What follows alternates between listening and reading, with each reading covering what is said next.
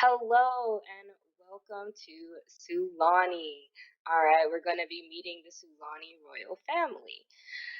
Just a preface, real quick, a reminder that it is not my goal to be targeting a specific culture or ethnicity because I'm not well versed in others' cultures and ethnicities and I don't want to misappropriate.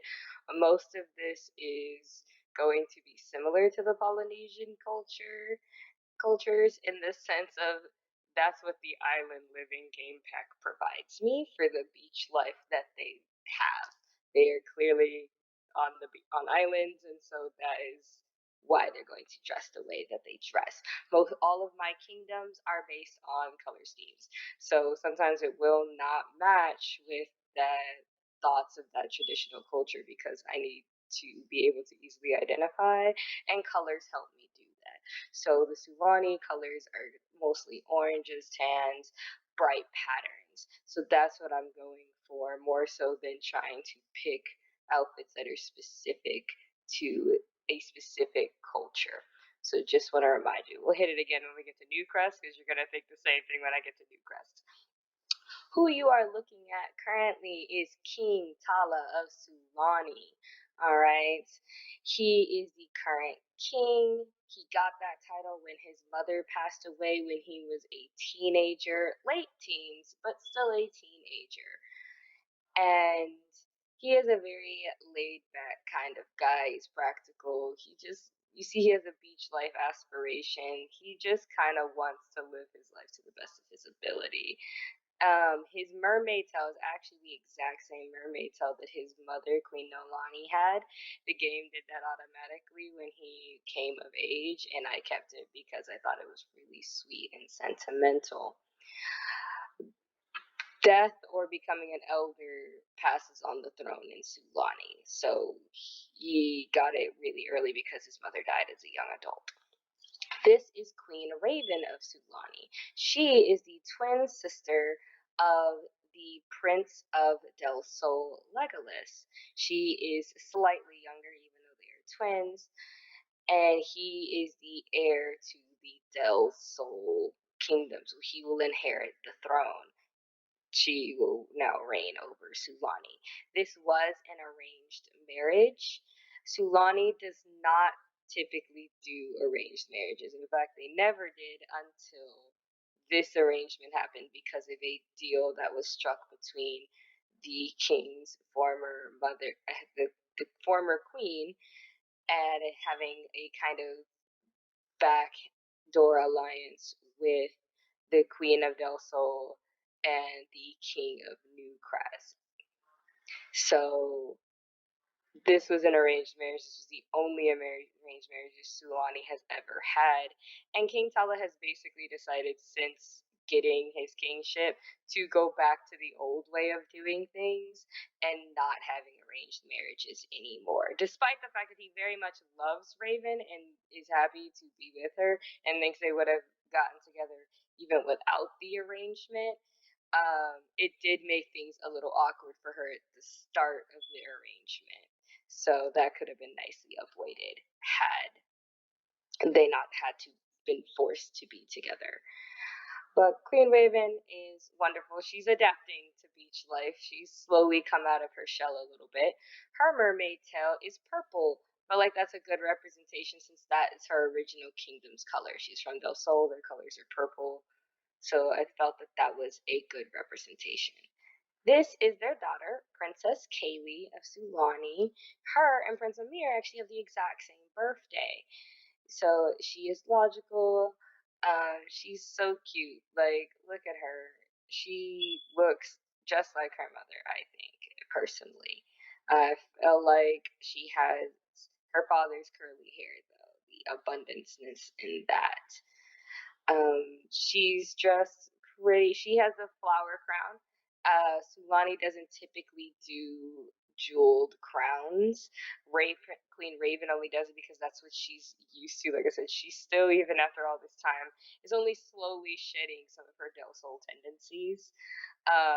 So that's why she had like an actual bejeweled crown, but most of the Sulani royals have only ever had the flower crowns as a symbol. For her party wear, she has a crown because once again she does still have that influence from her mother of when they're brought at parties in other nations. Queen Raven just wants to make sure they are always representing themselves. Queen Raven is actually part of the reason why they've been pushed to be a little bit more modernized, why they got a brand new palace after their marriage and things of that nature. She has nothing against Sulani tradition. She just also believes there should be a way to move forward and progress with the rest of the nations and kingdoms while still keeping the tradition. So that's kind of what Sulani's internal political thing is going on. This is his father, King Father Rengai. He's still alive and kicking and taking care of their youngest child. Like I said, his wife died at a very early age. He never remarried. He spent most of his time dedicated to finishing and helping raise. He took over the kingdom when King Tala was still too young to really operate it.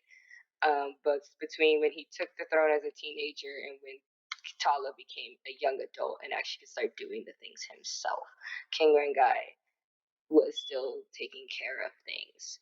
He is a bit hot-headed, and that comes out every now and again, but it is what it is. He's a very good father, very devoted. He is very close to his youngest child, who we'll get to in a little bit.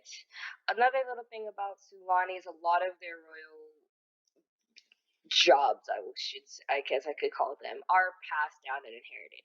Like their advisors is a passed down tradition of a family because that family knows all of the history of the islands.